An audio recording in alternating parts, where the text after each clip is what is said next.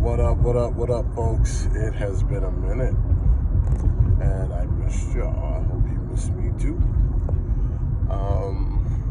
Just wanted to reach out and give a word to you guys. I've got to shoot this video from the car because I have so little time these days, but I promise that I will continue to connect a little bit more as the holidays go on, because I get a few days to myself. So, and please excuse my jaw. I had my wisdom teeth pulled, and so my jaw is swollen. I hope getting that wisdom tooth pulled, that it didn't take some wisdom with it, because I want to be able to give you guys some words of wisdom here. So what I want to talk about, y'all, is personal growth. When you're having new beginnings in life, whether it's employment, whether it's just a relationship ending, friendships ending. There was a lot of new beginnings in 2020 for all of us, not just for some of us. And so I want to talk about the importance of understanding your path, knowing why things had to come to a close, and how our spirit needs to learn. Our spirit is here, and our journey is about learning. It's about taking experiences, and I have the sun coming in, but it's about taking experiences that you've had in life and learning from them. So when you have relationships that come to an end, or friendships that come to an end,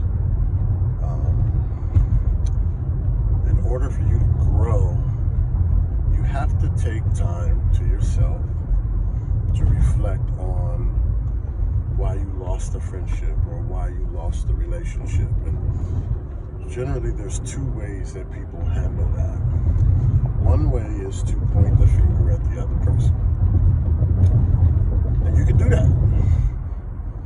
But if you do, you will not discover why that person fell out of love with you. You won't discover why that person fell out of love of your friendship if you just point the finger and blame the other person completely, right? The only way for you to grow is to find out the root cause of falling out of love and why a person fell out of love with you. It's a painful journey to self-reflect on that, on why someone stopped loving you, because you have to evaluate yourself, and sometimes we lose a sense of self-value when we feel like we've been rejected or traded in or things of that nature. And for some people, it's hard to recover from that. But I'll tell you, there is no replacing you. Remember that. You are an individual, and you are a beautiful spirit. And when you feel like it is another person's fault that they left, this is a whole nother sequence of things. And when you feel that way, then you haven't really reflected on what God is doing in your life. See, sometimes people are meant to be in your life for a particular period of time, and you're supposed to grow from that as a spirit. The only way to grow is through self-reflection. So even though it's painful, you have not been traded in. You have not been rejected. God has literally opened up your life for more growth. So the general rule of thumb is to take some time to yourself and see what it is that God is putting in your life. See what lessons it is for you to learn as an individual. And and then you will become a greater person. If you don't take time with God to reflect on how things ended and your part in that, and you repeat the same patterns over and over again because you feel like it's not your fault. So you're thinking that, okay, let me just replace, instead of actually doing the work on yourself.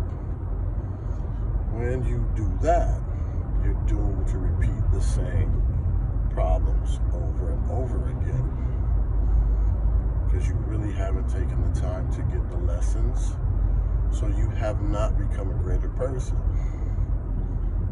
So listen, people, whether it's employment, whether it's relationship, whether it's friendship, take time to yourself during this COVID thing and during the whole changes that are going on in your life.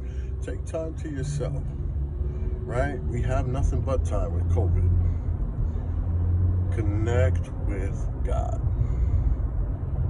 Look at yourself and say, what do I want to be as a person, regardless of who I have in my life or what is going on in my life? Who do I want to be as a person? Who do I admire the most? Whether it's Jesus or Martin Luther King or Buddha or your father or a great uncle or your mother or a phenomenal auntie. Who do I want to be like? Who has the qualities that I want to have? And start working on you. Don't try to force issues and force new beginnings before actually becoming something that is worthy of new beginnings. Right? So take these words in, guys. Walk with God. And I will speak to you guys again another day. All right?